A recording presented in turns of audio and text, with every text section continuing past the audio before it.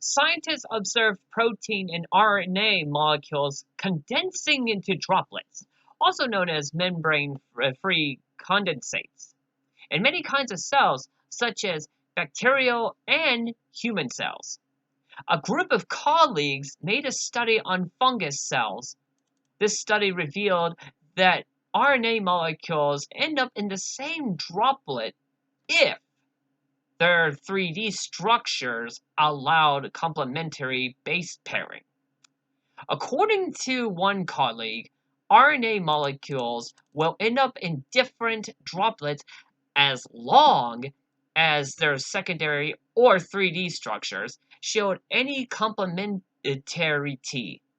With that said, however, RNAs that condense into the same droplet expose their complementary sequences. Thus, they can find each other and base pair to make higher order interactions with each other. Such a finding is important to the colleagues as it reveals a selective mechanism for forming RNA protein condensates. Scientists are seeing these RNA protein condensates everywhere in cells, yet their functions within these cells are still unclear. A little fun fact to add to this.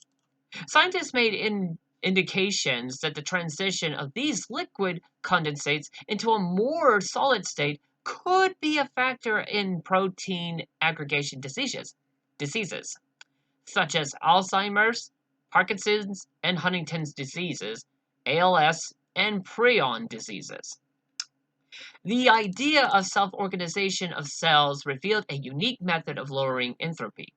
This was looked at by scientists while they examined the morphogenesis of embryos. Scientists wanted to answer a question concerning the level of a single cell, specifically an embryonal cell, undergoing rapid self-organization while being sensitive to physical forces from the outside environment. They sought to understand the entropy reduction contributions coming from internal self-organization at a single cell level. Such cell differentiation leads to morphological differences between cells in tissues and organs. This reveals the cell's method of self-organization as a unique and effective method to reduce entropy.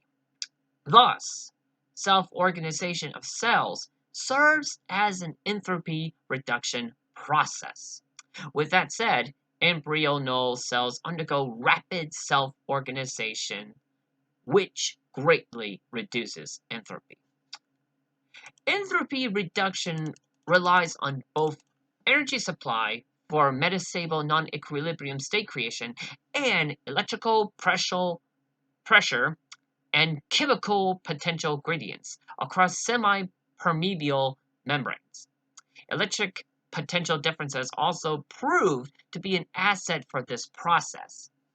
As an open system, a cell operates on exchanging material and heat with the environment. The membrane pores absorb high energy molecules and their energy utilized to synthesize cell components and maintain ambient temperature. Temperature balance is done by dissipating heat and excreting waste products to balance excess entropy in the environment. This is done by structure and information production, lowering the entropy inside the cell. Of course, this leads to a net entropy change in the cell fluctuating close to the zero value.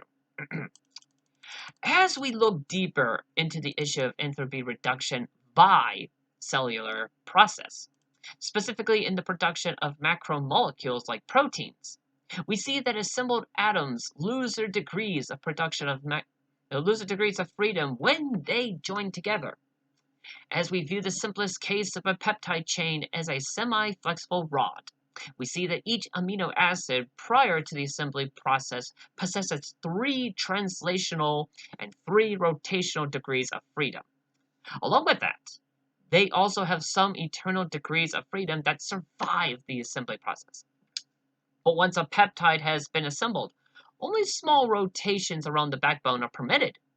thus eliminating 5 degrees of freedom per amino acid. Consequently, this assembly process of atoms joining together can be viewed as an enthalpy reduction process. After all, this process organizes atoms into molecules from disorder, thus fulfilling the goal of reducing enthalpy within the cell environment. This ends the presentation on how cells create order from disorder.